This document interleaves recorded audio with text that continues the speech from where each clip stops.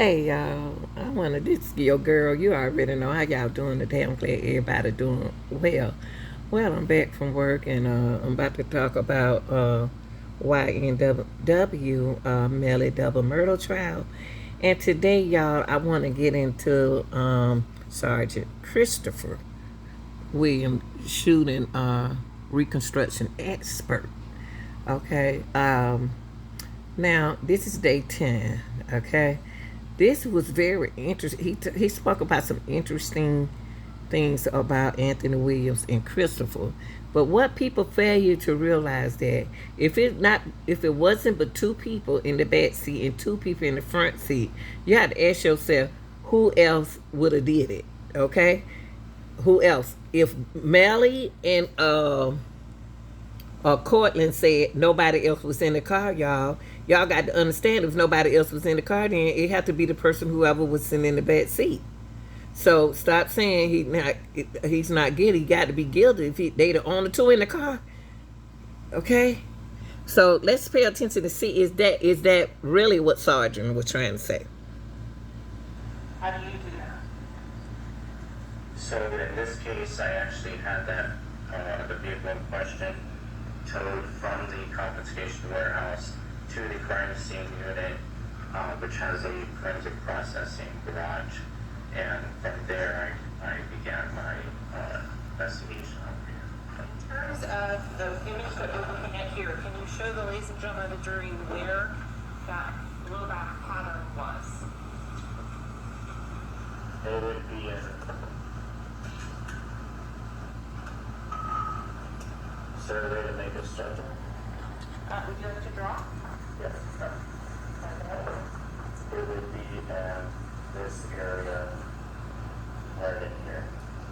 It's a little thicker than I drew, but it's in this general area right here. Okay. In terms of the information about that DNA, why is it important to know whose DNA that is? Well, it's unusual to have the blowback on the headliner, so of course, and for this shooting incident, we would want to identify where that blood came from. So that's why it was sent to the lab to determine whose blood it was. And was that determination made? It was. And whose blood was that? That was the front seat passenger's blood. In terms of the location as a pattern, what does that tell you about the orientation of the front seat passenger's head at the time of shooting? The front seat passenger's head was actually down, almost as if he was sleeping. So it was down, leaning on the right at an angle. So his head was at an angle as he was seated in that front seat. And based on your analysis of this vehicle, did you find any projectiles anywhere in the headliner? No. Did you find any projectiles in the top portion of the vehicle on the passenger side? No. What about the A-pillar? No. Was there any projectiles in the front windshield? No. Based on your training and experience, can you state where the exit wound of that head had to have gone through? Where that projectile would have exited that vehicle? It would have exited through the front passenger window. How can you say that? Number one, there's no glass there. However, most importantly is the projectile entered in the back of his skull and exited to the front of his skull with his head at a resting angle. So,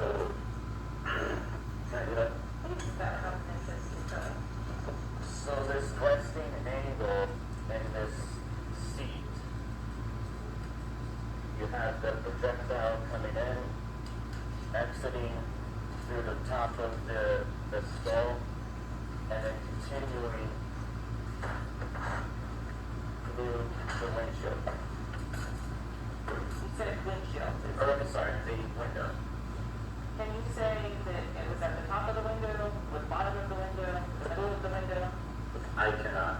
So based on that projectile and the blowback, you can make what opinions? So based on the angle of this projectile, the blowback is indicative of a firearm being in close vicinity of the head. The head is something that bleeds profusely when it's pierced.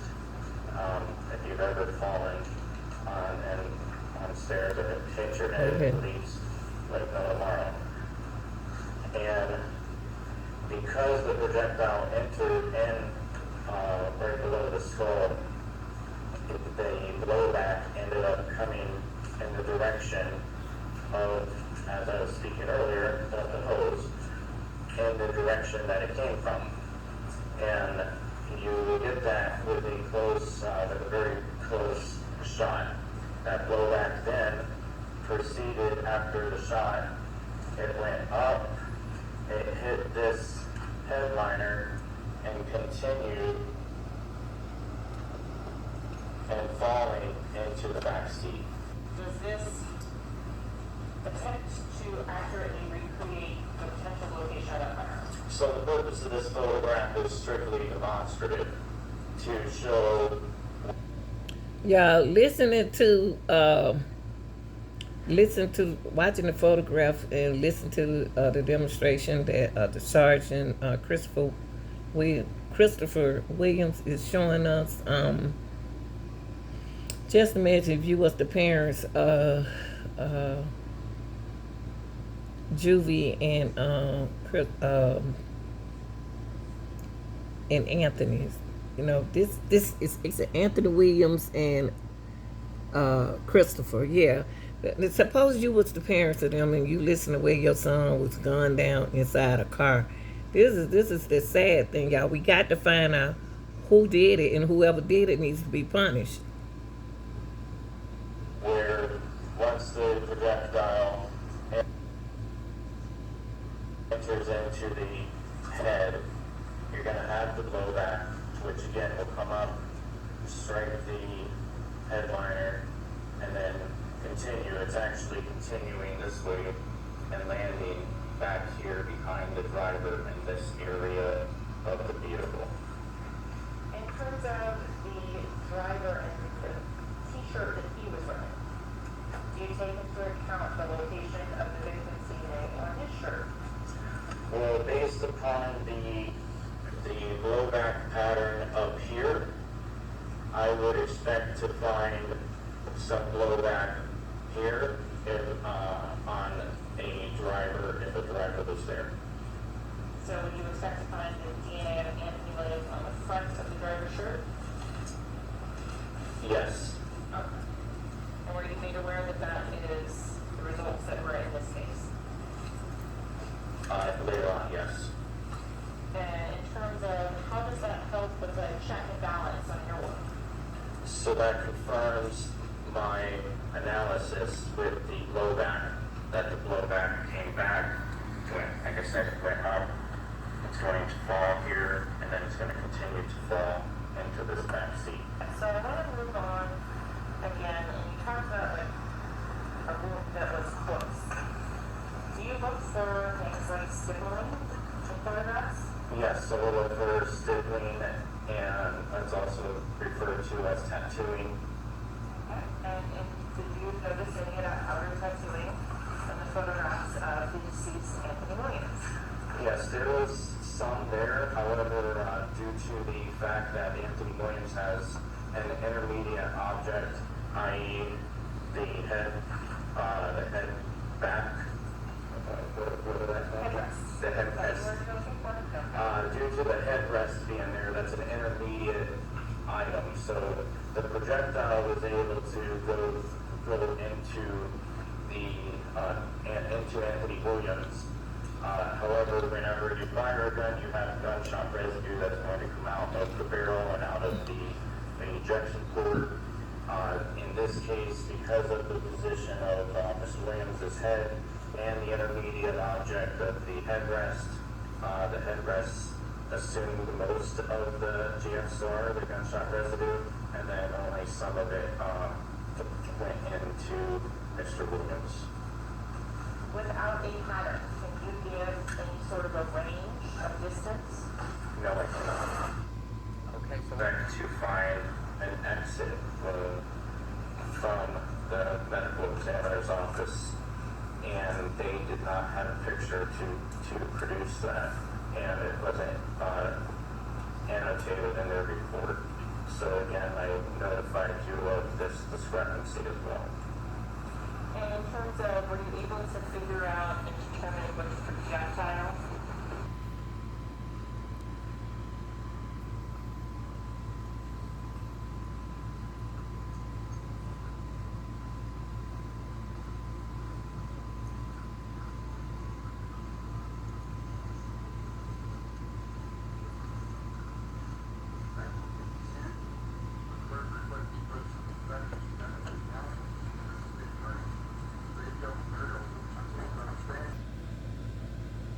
With the blowout for Anthony Williams' head wound occurred.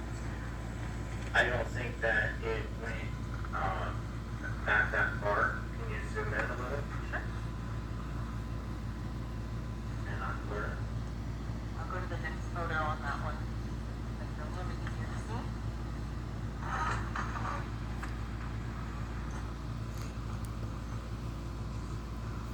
To me, that looks more like a transfer stain, Okay. because it has smear in it with a drop of blood that's already dried, and so the blood was already dried and it's transferred.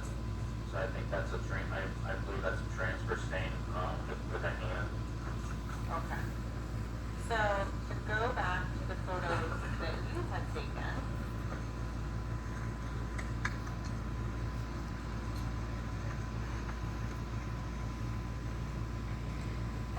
She got everything, y'all. I'll hold the picture. Told y'all that prosecutor was up to something. for photo 6691 on this, what are you demonstrating in this photo? This is a demonstrative photo that would show an individual seated in the rear passenger seat behind the driver, would be able to obtain a shot into the front seat passenger. And in terms of the individuals that are in this car, how are they attired? Mr. Williams had, And sorry, let me clarify on that one. The people that are pictured in the photo, oh yes, what do they have on to protect the seat? they're in tie back. So going on to this next photo, what are you documenting here? It is a photo from the underside of the vehicle for its demonstrative only. 6693. I'm sorry. 6692, and now moving on to 6693. And it's just an additional angle. It's all angles from the vehicle. And in terms of, there's a marker spot there, the red marker on the back of that individual's head in the front seat. What is that showing? That is the approximate entry point for Let me be still. for the defect on Anthony Williams. And so now going into photo 6696. What angle are you showing in this particular? This is from the rear of the vehicle. The orange that we see at the bottom right, what are those things? Those are the trajectory rods. Going into the next photo, which is for council, 6697. That's another photo from the rear of the vehicle. Are you in any way, shape, or form stating this is the gun that was used? I'm not stating that's the gun that was used at all. No. Going into 6698. Again, what are you documenting here? That would be a photograph of the same positioning of the gun from behind the the rear of the vehicle. Okay. Wait and leave the dog Going alone. to photo 6701. Oh, What are be you showing nice. here? This is showing the proximity of the back seat passenger behind the driver in relation to the front seat passenger. And so I'm going to go forward to some of the ones now with the ruler.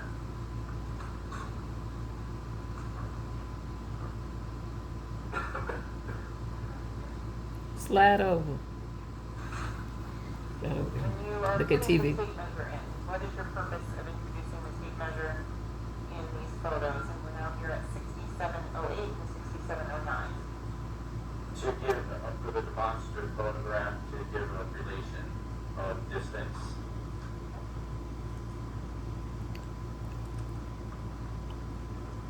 And so in terms of this picture showing what? Well, it's not exactly to the end of the barrel of the firearm, and so it's approximately probably about 12 inches from the head to the end of the barrel. And so showing it from the other side, is that better angle? Yes. Okay, and that is photo 6713. What are you showing in this orientation of the arm? It showed, the photo is showing that the arm does not have to be fully extended to obtain that shot. And so going now to this photo, which is 6714, much greater distance. So 6714 shows the firearm in an alternative position, again for demonstrative purposes, to show a distance range, and a firearm can still be fired in that position and in the direction of the front seat passenger. So now we're moving on to the rear passenger. Are you using the same demonstrative model for this individual? Yes. So you talked about the blood from Portland, or the driver, Portland Henry's shirt on the front. Was there also analysis done of the blood on the back of Portland Henry's shirt? By the crime lab, yes. Okay. And were you made aware of the results of the DNA blood sample on the back of your shirt?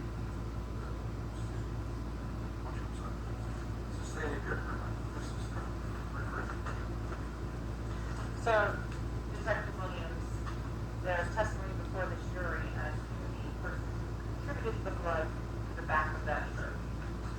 How does that information help your analysis in terms of the shooting inside the car? The information was learned by me after the fact, and it helped Kirsten. How that was the information was? And it helped to solidify my analysis. In terms of, based on the Passenger that's behind the driver in order to obtain that shot. And we'll get into in a little bit with the Blue Star as to why you put an individual there. So then you've gone on and showing now on 6739. What are you showing on this particular demonstrative photo? That is a demonstrative photo showing that a firearm can be fired in the direction of Anthony Williams with the hand and with the elbow up, and the arm does not have to be fully extended in order to fire the firearm. Okay.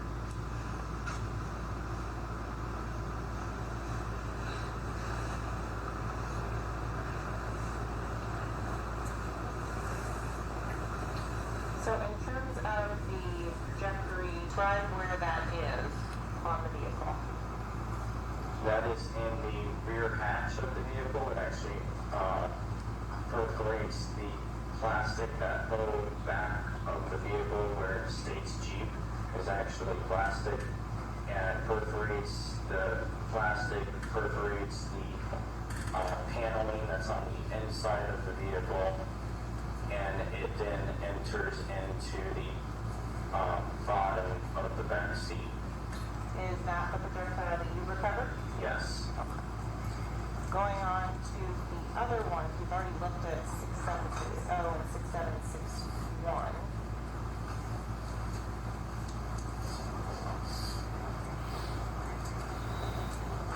On 6755, are you identifying these by the same letters that the Miramar Police Department assigned them? Yes. Okay. In terms of the trajectories of B, C, D, E, F, G, and H, were you able to determine if there was a change in the angle side to side on them? Meaning a shooter is changing Changing direction. lanes in a car, let's say. So the majority of these shots was from a standing, stationary position. And how can you tell the ladies and gentlemen during that fact? Because it's what's known as in firearms as a grouping. So it's grouped pretty close together, which means that the person's stationary, firing a firearm, and actually creating a grouping. So if the person's moving, you won't have such a grouping. It'll be scattered. That the person that claimed it was a drive-by shooting is Cortland Henry. I believe so. I don't know who said that it was a drive-by. I was just asked to see if it was a drive-by. Okay. And you were aware that when Cortland Henry made this statement, that this gentleman was nowhere around, right? I wasn't part of the initial investigation, so I don't know if that was included in the Miramar's investigation with that. Okay. But what you were saying is whoever claimed it was a drive-by shooting was lying. Was incorrect. Okay. Not necessarily lying, mistaken maybe? But if you want to call him a liar, yeah. I do. Okay. Okay. Now, you had also indicated to us, you had a little demonstration with some chairs. And I want to start off there. You had indicated that you were of the understanding that there was some blood on Cortland Henry's shirt, right? Correct. Cortland Henry, who you understood to be the driver. Correct. And there was some blood on the front of the shirt, and there was some blood on the back. Yes. And during your testimony, you sat in what would be the driver's seat, right? Yes. Now tell me something. Do you know what kind of firearm was used? No. What caliber? 40. 40 caliber? Yes. If a 40 caliber is fired inside a vehicle, will it make a noise? Yes. Will it make a loud noise? Yes. Okay. And your testimony was that Cortland Henry was sitting here, sitting in his seat, right? Yes. Based upon your reconstruction, there was blood spatter that hit the front of his shoulder, and I think your words were, and he was sitting still and not moving, and there was also blood spatter that hit the back of his shirt. Yes. Okay, so with a 40 caliber blasting in that car, you're saying that based upon your analysis, Cortland Henry was sitting still and not budging. That would be your analysis, right? Yes. Okay. Now, you also that Christopher Thomas, who believed to have been sitting in the rear passenger seat, had a defensive wound Yes. in his hands. In one of his hands. In his left hand. Correct. It was a gunshot wound, Yes. and that he was shot from 8 to 12 inches away. For the cheek. Okay. So whoever was shooting at him when he had his hands up would have been a pretty bad shot to miss him from 12 inches away and hit his hand. Well, they didn't say that he was 12 inches away during that shot. State never asked the distance for that shot. State only asked the distance for the cheek. Okay. Well, you had indicated in your report that you took account of the width of the cabin of that vehicle. Yes. What was it? 50. Feel free to look at your report. I don't want. It's not. I think it's in my notes, but do you have the picture? Can State pull up the picture? Should be in your notes.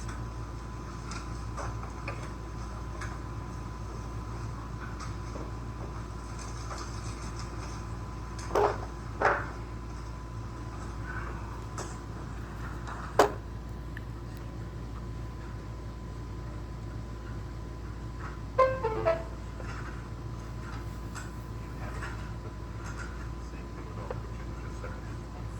77.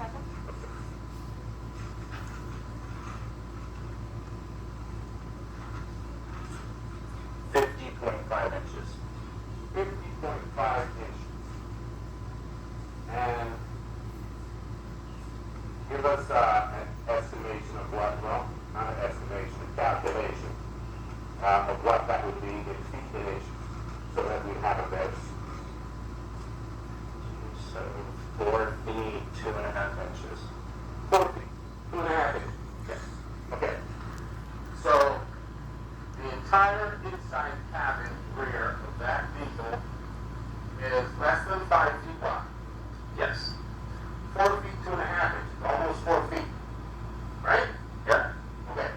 And you were saying that there was a shot. How long was the width of Christopher Thomas' shoulders? You indicated that as well.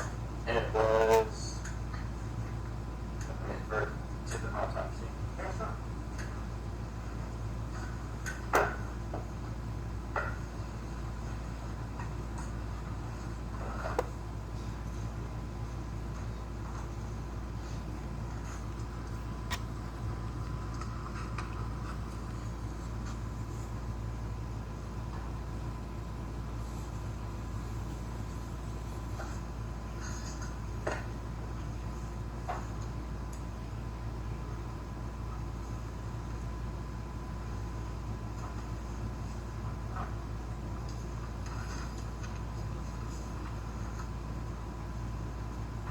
Y'all, the defense is speaking right now.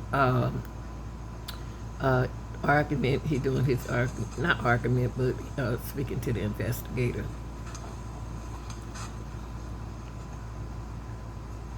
The Reconstruction investigator.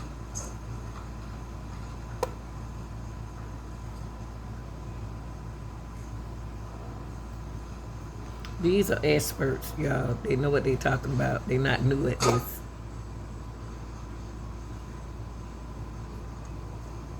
And the Christopher, Sergeant Christopher,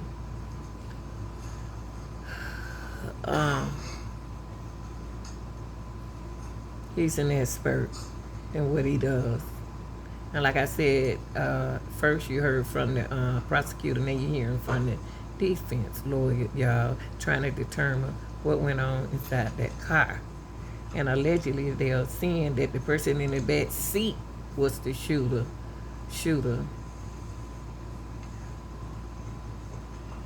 Now, if it wasn't for one person in the back seat, that's the only one person in the back seat could have ever did it.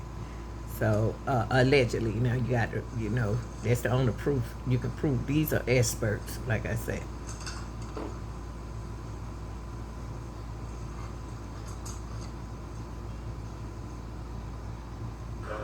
Christopher Thompson's shoulders off? Yes, I think I got it off of the autopsy photos though. Okay. So, do we have one that I can? It's good, ain't it? Drink it, Answer your question.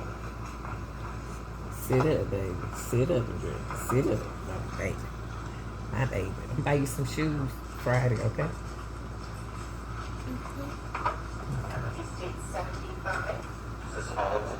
That's for Mr. Thomas. State 73 is Mr. Bennett.